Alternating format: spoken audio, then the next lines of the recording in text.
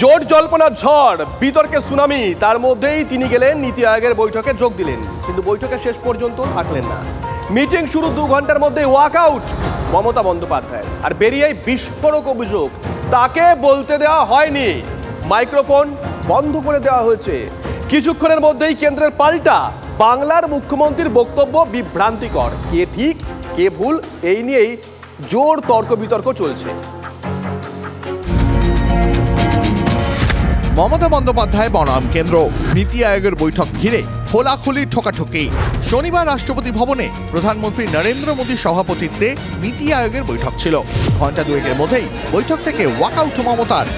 বেরিয়েই বিস্ফোরক অভিযোগ বাংলার মুখ্যমন্ত্রীর, বাজেটে বাংলার প্রাপ্তি 0 বলতেই নাকি মাইক্রোফোন বন্ধ করে দেওয়া হয়। আমি যেটা বলেছি সেটা হচ্ছে আমি দেশের স্বার্থে এবং বাংলার স্বার্থে, রাজ্যগুলোর স্বার্থে আজকে এসেছি, একা অপোজিশনের কেউ আসেনি। কিন্তু আপনাদের পরিষ্কারভাবে বলছি, আপনারা বাজেটে আমাদের বঞ্চনা করেছেন, আপনারা বাংলার সমস্ত উন্নয়নের প্রজেক্ট বন্ধ করে দিয়েছেন।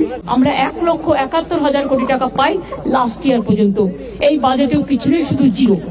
এইটুকু বলার সাথে সাথে আমার মাইকটা স্টপ করে দিয়েছে। আমি বললাম why you discriminate, why you stop me, mic বন্ধ করে দিচ্ছেন। আপনাদের এই বঞ্চনা আমি মানি না, তাই মনে রাখবেন আমি চললাম। কিছুক্ষণের মধ্যেই কেন্দ্রের দিক থেকে পাল্টা বিস্ফোরণ। এক্স হ্যান্ডেলে প্রেস ইনফরমেশন ব্যুরো লেখে, বাংলার মুখ্যমন্ত্রীর দাবি বিভ্রান্তিকর, মুখ্যমন্ত্রীর বক্তব্যের ওপর মিসলিডিং স্ট্যাম্প মেরে কেন্দ্রের বক্তব্য। নীতি আয়োগের নবম গভর্নিং কাউন্সিলের মিটিং চলাকালীন পশ্চিমবঙ্গের মুখ্যমন্ত্রীর মাইক্রোফোনটি বন্ধ করা হয়েছিল বলে দাবি করা হয়েছে, তা বিভ্রান্তিকর।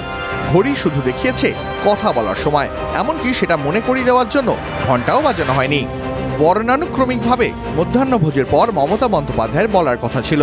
পশ্চিমবঙ্গ সরকারের সরকারি অনুরোধে মমতা বন্দ্যোপাধ্যায়কে 7ম স্পিকার হিসাবে স্থান দেওয়া হয়েছিল, কারণ তার তাড়াতাড়ি ফিরে আসার কথা।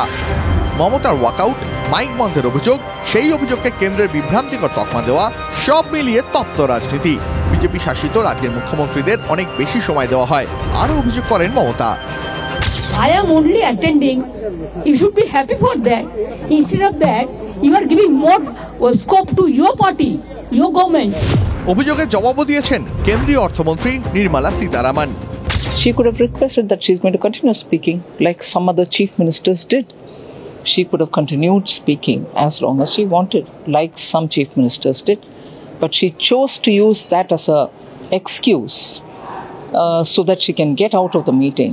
I wish Mamata Banerjee would please say the truth behind this rather than, again, build a narrative based on falsehood. দিল্লির দরজা ঢেউ বাংলায় এসেও পড়েছে। কেন্দ্রীয় সরকারের বিরুদ্ধে সুর চড়িয়েছে তৃণমূল নেতৃত্ব, পাল্টা বিরোধিতার রাজনীতিতে সরব বিজেপি নেতারা। মুখ্যমন্ত্রীর এই দুর্বল চিত্রনাট্য, এটা বাংলা তো অনেক দূরের কথা, ভারতবর্ষের কোনো মানুষকেও প্রভাবিত করতে পারবে না। আমরা বলি the house belongs to the opposition, তো অপোজিশনকে বলতে দেবে না নীতি আয়োগ? হতে পারে কোনোদিন? আমি তো বুঝতে পারছি না কি অর্থ। মুখ্যমন্ত্রী কি বলছেন তার উপরে সম্পূর্ণ বিশ্বাস করা খুব কঠিন। বাংলাকে বলতে দেওয়া হবে না, ন্যাচারালি দিদিকে বলতে দেওয়া হবে না। যারা বিপক্ষের কথা শুনবার মতো ধৈর্য অথবা সাহস রাখে না, তাদের কেন্দ্রের সরকার চালিত করবারই কোনো যোগ্যতা আছে বলে মনে করি। অতীতে কংগ্রেস সাংসদ রাহুল গান্ধী একাধিকবার লোকসভায় তার মাইক বন্ধের অভিযোগ তুলেছেন। এবার অভিযোগের উঠোন নীতি আয়োগের বৈঠক। সঙ্গে সঙ্গে মমতার পাশে দাঁড়িয়েছেন তামিলনাড়ুর মুখ্যমন্ত্রী স্ট্যালিন। একজন মুখ্যমন্ত্রীর সঙ্গে এই ব্যবহার, প্রশ্ন তুলেছেন স্ট্যালিন। মমতার অভিযোগ ঘিরে কি ইন্ডিয়া ঐক্য মজবুত হওয়ার সুযোগ পেল? Bureau report, TV9 Bangla. Delhi থেকে একটু আগেই কলকাতায় ফিরেছেন মমতা বন্দ্যোপাধ্যায়। ফিরেই আরো একবার কেন্দ্রের বিরুদ্ধে সরব হয়েছেন বাংলার মুখ্যমন্ত্রী। কি মাছ ঢাকা যায়? তুমি যদি বারবার বেল টিপছো মানে কি? আমায় স্টপ করতে বলছো তো মানে কি? হয়তো স্টপ করার সিস্টেম মানে ওইটাই। আমি বলছি আর তুমি বারবার কারো বেলাতে বেল টেপোনি, বারবার তুমি বেল টেপে বলছো স্টপ ইট। তো স্টপ ইট মানেটা কি? Can you tell me? আমি এত সিনিয়র পলিটিশিয়ান, এতবার ইলেক্টেড মেম্বার, অপোজিশনের মধ্যে একমাত্র গেছি ভয়েস রেকর্ড করতে। তোমাদের কোথায় ক্রেডিট দেওয়া উচিত ছিল? তুমি আমাকে বারবার যদি আমার বক্তব্য, তুমি যদি বেল পাঠাও, বেল দিয়ে আমাকে স্টপ করতে বলো, is it not humiliation or ইনসাল্টেশন? একটু আগেই দেখাচ্ছিলাম না যে তামিলনাড়ুর মুখ্যমন্ত্রী পাশে দাঁড়িয়েছেন, আসবো সে বিষয়ে। নীতির বৈঠক কিন্তু এড়িয়েছেন সব বিরোধী মুখ্যমন্ত্রী। অরবিন্দ কেজরিওয়াল জেলে যাওয়ার কোনো প্রশ্ন ছিল না। কর্ণাটকের কে সিদ্দারামাইয়া, তেলেঙ্গানার রেবন্ত রেড্ডি, হিমাচল প্রদেশের সুখবিন্দর সিং সুখু, পাঞ্জাবের ভগবন্ত মান, ঝাড়খণ্ডের হেমন্ত সোরেন, কেরলের পিনারাই বিজয়ন, তামিলনাড়ুর কে স্ট্যালিন কেউ যাননি। বিতর্কের পর তামিলনাড়ুর মুখ্যমন্ত্রী যতই মমতা বন্দ্যোপাধ্যায়ের পাশে দাঁড়ান, যেটা দেখাচ্ছিলাম, ইন্ডিয়া ঐক্য মজবুত হওয়ার কোনো সম্ভাবনা এই মুহূর্তে দেখা যাচ্ছে না বলছেন যারা রাজনীতি নিয়ে সারাদিন চর্চা করেন। বাংলার মুখ্যমন্ত্রীর বিরুদ্ধে সরব হয়েছেন প্রদেশ কংগ্রেস সভাপতি, বলেছেন রাহুলকে নিয়ে ঈর্ষা, তাই নাকি মুখ্যমন্ত্রী ছুটেছেন নীতি আয়োগের বৈঠকে যোগ দিতে। মমতার বৈঠকে যাওয়ার উদ্দেশ্য নিয়ে সন্দেহ প্রকাশ করেছেন মোহাম্মদ সেলিমও। নীতি আয়োগের বৈঠক বয়কট ইন্ডিয়া ঐক্যের। যে কটা রাজ্যে বিজেপি বিরোধী দলের হাত রয়েছে তার কোনো মুখ্যমন্ত্রী নীতি আয়োগের বৈঠকে যাননি। একমাত্র ব্যতিক্রম বাংলার মুখ্যমন্ত্রী মমতা বন্দ্যোপাধ্যায়। শুক্রবার বলেছিলেন, শনিবারও বৈঠক থেকে বেরিয়ে এসে বললেন তিনি বিরোধীদের কণ্ঠস্বর। দেশের স্বার্থে এবং বাংলার স্বার্থে, রাজ্যগুলোর স্বার্থে আজকে এসছি, একা অপোজিশনের কেউ আসেনি।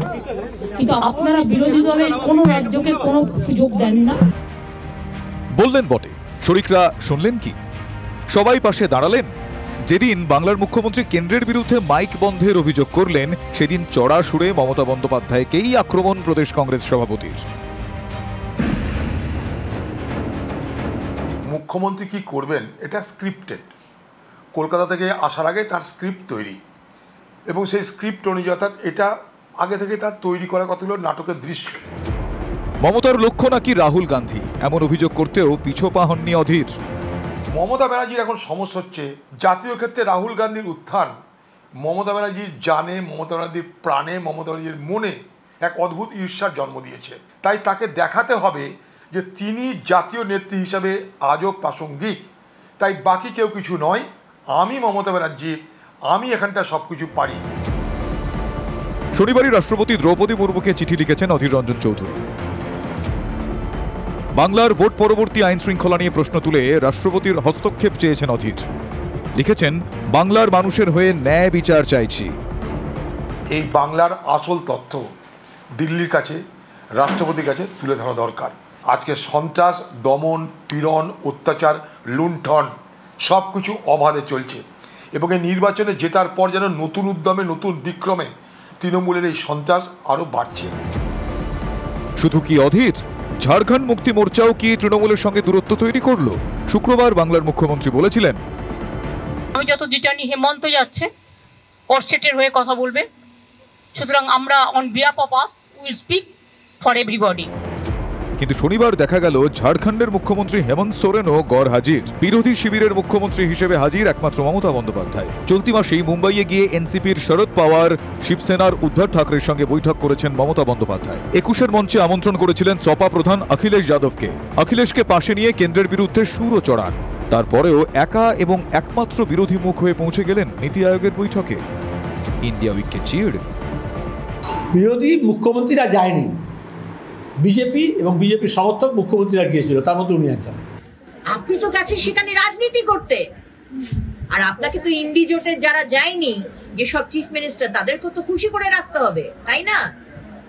আপনি চিফ মিনিস্টারের রোলও প্লে করছেন, আর আপনি বিরোধী দলনেতার রোলও প্লে করছেন। ইডি সিবিআই এখন বর্ষা ঘুমে গেছে, তারপরে বর্ষা ঘুমে পড়ে না জেগে ওঠে, শরতের মেঘ দেখা দিলেই, সেই জন্য তিনি গিয়েছিলেন এটাকে যদি মেকআপ করতে পারেন, ম্যানেজ করতে পারেন, পরিষ্কার। এসব কথা কোনো মানে হয় না। আমি বললাম, মমতা একা না একাই 100? এনডিএ থেকে ইন্ডিয়া আলোচনার কেন্দ্রবিন্দুতে একজনই। ঘটনা হলো দুই শিবির থেকেই তীর ধাবমান। Bureau report, TV9 Bangla.